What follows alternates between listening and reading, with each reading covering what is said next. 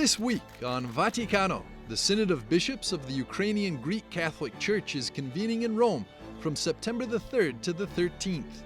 Sit down with the postulator for the Ulma family, a Polish Catholic family martyred during World War II for hiding Jews.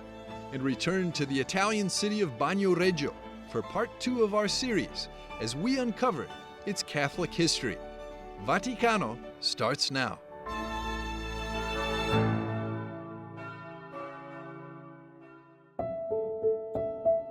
One month before the Catholic bishops come to Rome for the Synod on Synodality, 45 of 56 bishops of the Ukrainian Greek Catholic Church, or UGCC, came to Rome to gather for their own synod from September the 3rd until September the 13th. The central theme of the synod is pastoral support for victims of war. Among the bishops who are participating in the Synod of Bishops of the UGCC are also 4 new bishops who were made bishops after the synod held in July of 2022 in Poland. The current head of the church since 2011 is Major Archbishop Sviatoslav Shevchuk. He said the world today wishes to hear about Ukraine, and it's through the voice of our church, and it's from Rome. May neither our heart nor our voice falter to accomplish this mission. The Ukrainian Greek Catholic Church celebrates liturgy in the Byzantine Rite. 4.3 million people belong to the church, most of them living in Ukraine, Poland, Canada, the United States, and South America. About 6% of Ukrainians belong to the Greek Catholic Church. At a time when Russia's attack on Ukraine is still ongoing, the participants of the Synod hope above all for a clear message from the Pope. In an audience with members of the Ukrainian Greek Catholic Bishops' Conference, the Holy Father again pledged his support and called for an end to the deadly conflict.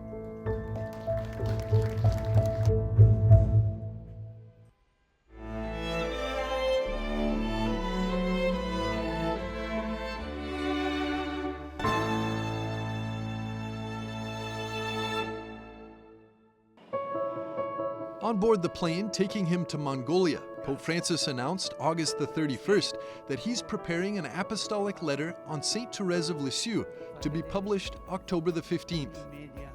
The pontiff made his statement while greeting the 70 journalists who were accompanying him for a 4-day visit to Ulaanbaatar, the capital of Mongolia. During a general audience on June the 7th, Pope Francis announced that he was writing an Apostolic Letter on the patron saint of missions. She was born 150 years ago, and on this anniversary, I intend to dedicate an apostolic letter to her. That day in the morning, Pope Francis had prayed in St. Peter's Square before the relics of St. Therese of the Child Jesus. That afternoon, he left for Gemelli Hospital in Rome to undergo a laparotomy operation. The Bishop of Rome stressed that St. Therese lived devoted to God, forgetting about herself, loving and consoling Jesus, and interceding for the salvation of all. The 150th anniversary of her birth and the 100th anniversary of her beatification are celebrated this year. For the occasion, the Holy Father has granted a Jubilee year in honor of St. Therese of the Child Jesus that will last until Sunday, January the 7th, 2024, and has the theme for trust and love, the last words of her autobiography, Story of a Soul. St. Therese of the Child Jesus, also known as the Little Flower, was a French Discalced Carmelite nun. She was born in the city of Alençon on January the 2nd, 1873, and she was declared a saint in 1925 by Pope Pius XI and proclaimed a Doctor of the Church on October the 19th, 1997 by St. John Paul II. St. Pius X considered her the greatest saint of modern times.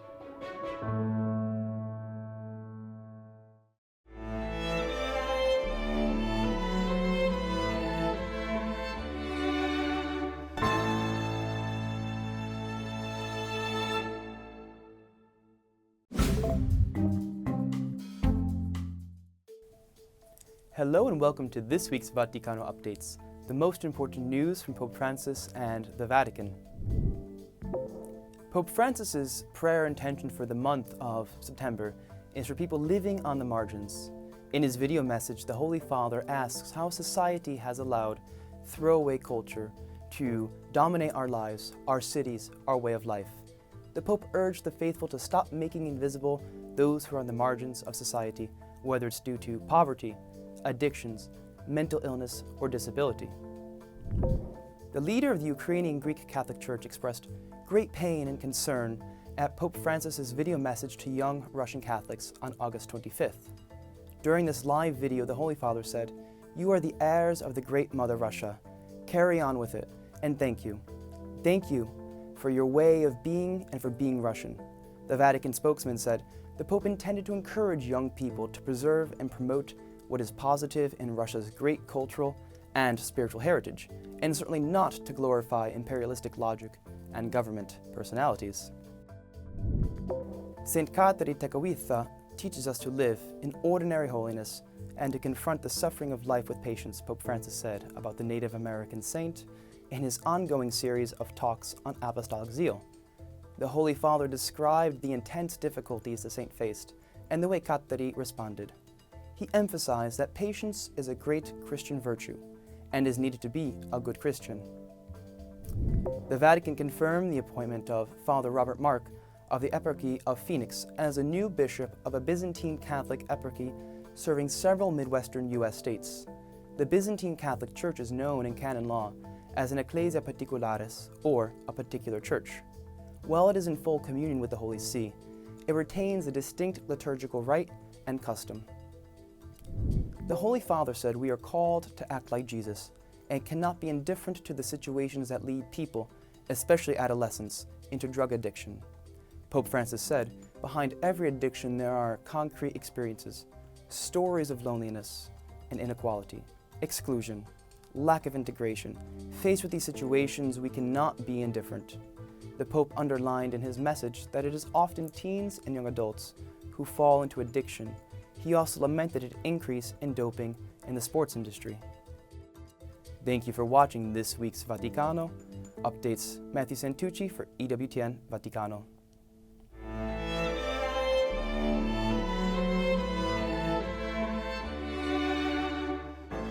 In a few moments, we'll be back with more on Vaticano.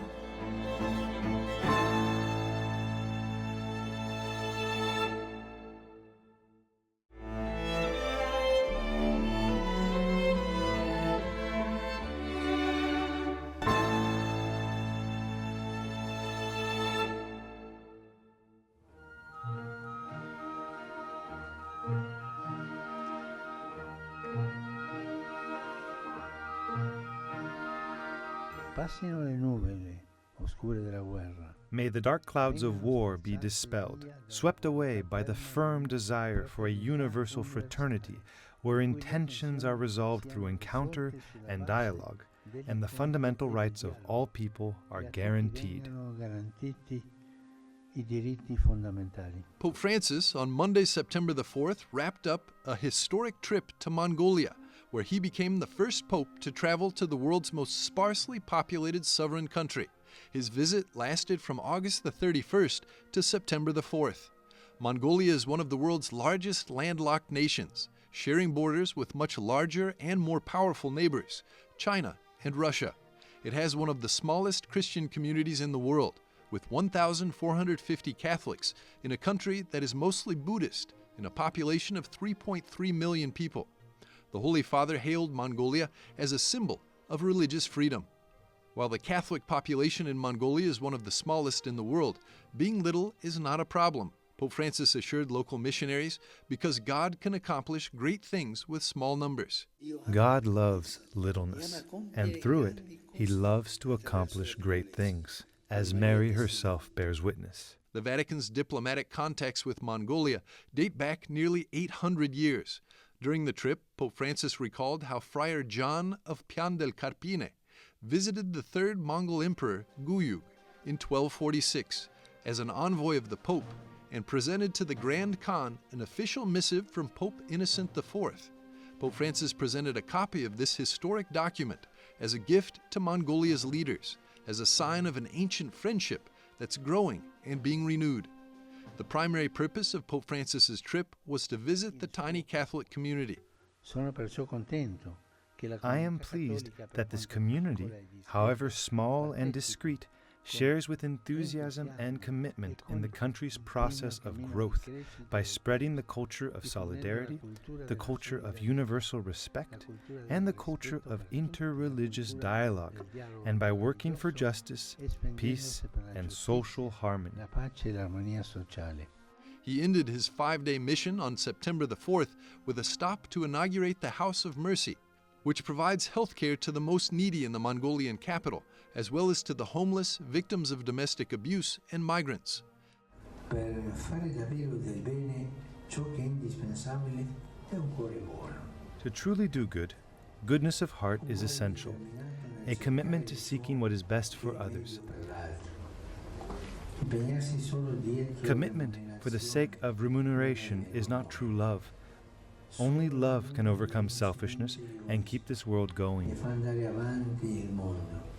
At the end of Holy Mass on Sunday, September the 3rd, the Holy Father sent greetings to China and asked Catholics in China to be good Christians and good citizens.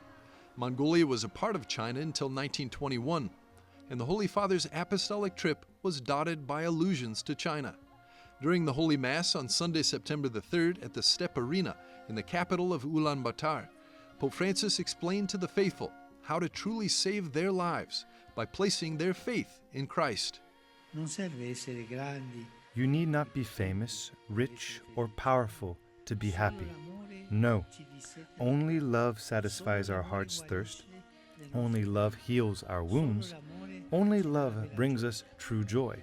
This is the way that Jesus taught us. This is the path that he opened up before us.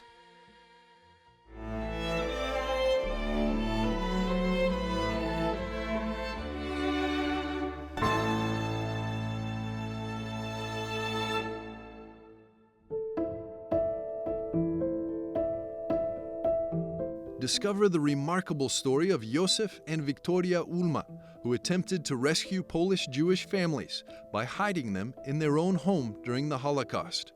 They and their children were summarily executed on the 24th of March 1944 for doing so. They demonstrated unwavering devotion to their Catholic faith and the sanctity of human life. Their story is one of parental love, moral courage, and a profound commitment to helping those in need. In this interview, we delve into the compelling story of the Ulma family, a testament to faith, sacrifice, and resilience. Joining us is Father Witold Burda, the postulator for the Ulma family's cause for beatification. Good morning, Don Burdo. It's a pleasure to have you with us today. I wanted to ask if you could start by giving us a brief overview of the family and how their story has shaped their cause for beatification. Josef and Victoria were born in Markova, and both of them grew up in Catholic families. Therefore, they received a beautiful and deep Catholic education. They were very involved in parish life. They later got married. Josef was 12 years older than Victoria on July the 7th, 1935. And before the outbreak of the Second World War, they welcomed their first 3 children, Stanisława, Barbara, and Władysław. Then, after the outbreak of the Second World War, they continued to receive with great love and gratitude to the Lord, the giver of life, 3 more children. On the day of their death as martyrs, Victoria was expecting their 7th child. She was already in an advanced stage of pregnancy. Furthermore, in terms of their parenting style, there's a beautiful testimony from the godmother of their 3rd child, who said that for a week after the birth of that child, she stayed at the Ulma's house and saw Josef. Because Victoria was still weak after giving birth, every evening Josef would kneel down with the children and say their prayers. So the type of education their parents provided, for example, the best way to transmit the most important values, including, of course, the gift of faith in Christ, was through their life, lived in mutual respect and in an atmosphere of faith. They also demonstrated the importance of recognizing and addressing the needs of other people, whom they willingly helped. When they were faced with this great test, when 8 Jews persecuted by the German occupiers knocked on their door, and they had to decide which side to take, either on the side of the unjust laws of the German occupiers who punished any help given to the Jews, or on the side of humanity, since the Germans aimed to eliminate the entire Jewish population of the European continent. The Ulma family chose to stand with the persecuted people. In doing so, they defended their dignity and once again affirmed the value of every person's life and dignity, regardless of gender or education, because each of us is created in the image and likeness of God. A immagine e somiglianza di Dio. And so to that end, I just wanted to ask you, how did you get personally involved with this cause for canonization, and what does it mean for you on a very personal level? Di fare questo servizio come apostolatore For me personally, the gift of working as a postulator and being involved in the cause for the beatification of the Ulma family is not by chance. I use the term service as a postulator. And this gift of working on their beatification cause is a great opportunity and a significant occasion to deepen my personal spiritual friendship with the future blesseds. It helps me understand more and more every day how important and beautiful it is to live each day according to the gospel, and how daily living according to the gospel's demands is not a burden, but an opportunity to grow, to become increasingly available, open, and mature, just as the Ulma family lived their lives. su tutti gli ufficiali del Dicastero delle Cause dei Santi. Among all the officials of the Congregation for the Causes of Saints, starting with the Cardinal Prefect, and many other people I've had the chance to meet and interact with, when discussing the life and martyrdom of the Ulma family, they always did so with great respect and attention. For example, as the current Cardinal Prefect of the Congregation for the Causes of Saints describes martyrdom in general, with a particular reference to the Ulma family, he defines it as the pinnacle, the highest form of holiness.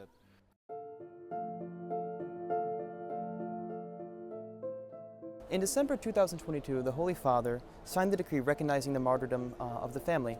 And so for the first time in the history of the Church, this will be when an entire family will be recognized, will be beatified rather, and also the first time in the history of the Church when an unborn child will be beatified, which of course is an incredibly historic moment. So could you speak a little bit to the importance of that, both for the Church and for their cause?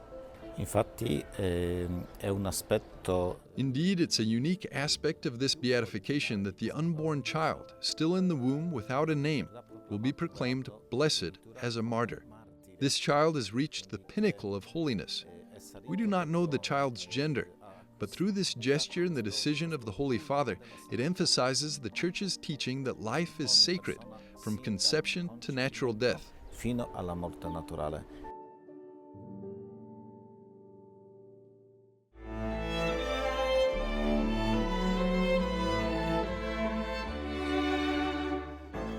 We'll be back after a short break with more on Vaticano.